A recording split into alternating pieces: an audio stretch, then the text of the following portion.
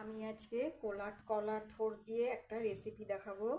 তাতে লাগবে উপকরণ: কলার থোড় কেটে সিদ্ধ করে নিয়েছি, কুচি কুচি করে কেটে একটু সিদ্ধ করে নিয়েছি, ছোট ছোট করে আলু কেটে রেখেছি, আর 2-3টে কাঁচা লঙ্কা। এতে একটু জিরের গুঁড়ো দেব, একটু সামান্য লঙ্কার গুঁড়ো দেব। এখন আমি রান্নাটা শুরু করব। কড়াই আমার গরম হয়ে গেছে, আমি তেল দিয়ে দেব। আমি বেশিরভাগ সাদা তেলেই রান্না করি, আপনারা চাইলে সর্ষের তেলেও রান্না করতে পারেন।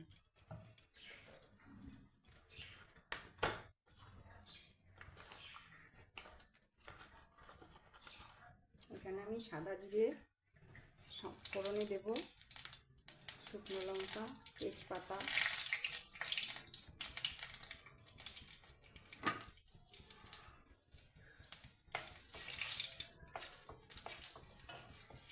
ফোড়নে দিলাম। এখন ছোট ছোট আলু, কেটে রাখা আলুগুলো দিয়ে দেব।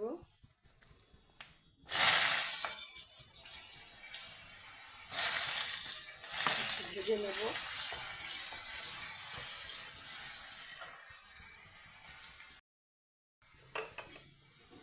আলুগুলো আমার ভাজা হয়ে গেছে। এখন পরিমাণ মতো লবণ দেব,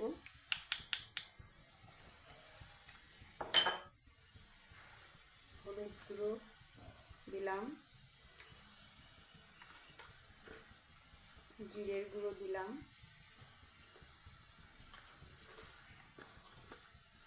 অল্প লঙ্কার গুঁড়ো দিই। এখন এটাকে একটু নেড়ে চেড়ে নেব। কাঁচা লঙ্কার গুঁড়ো দিয়ে দিলাম,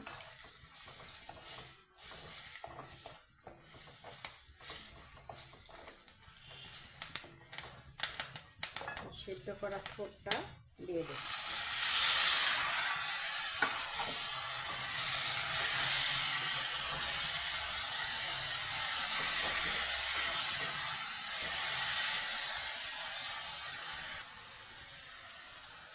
এটা মিডিয়াম আঁচে দিয়ে আস্তে আস্তে ঢেকে রান্না করব। একটু পর পর নেড়ে চেড়ে দেবো।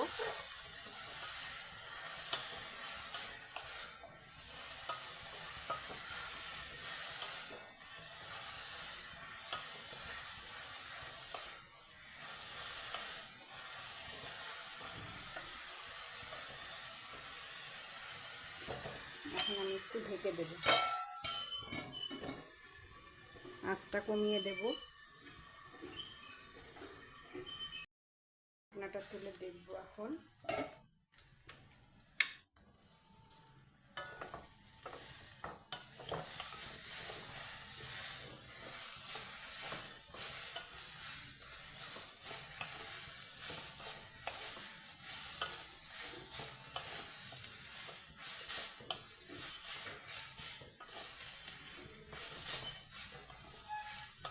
এখন আমি এখানে একটু চিনি দেব, গরম মশলা দেব, তারপর আবার একটু নেড়ে চেড়ে ঢেকে দিয়ে নামিয়ে ফেলব।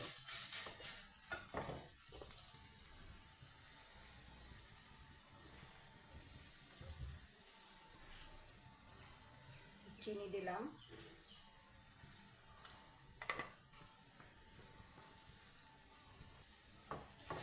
নেড়ে নেব।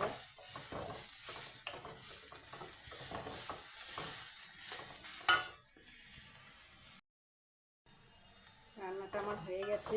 আমি এখন এখানে গরম মশলা দেব, গরম মশলার গুঁড়ো, 1 চামচ ঘি দিয়ে নেড়ে চেড়ে নামিয়ে নেব।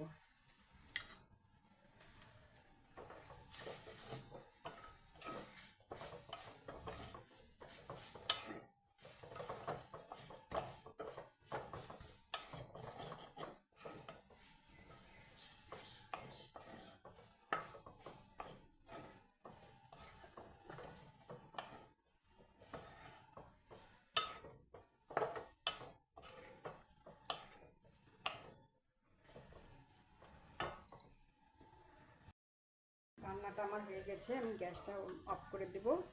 এখন নামিয়ে নেব।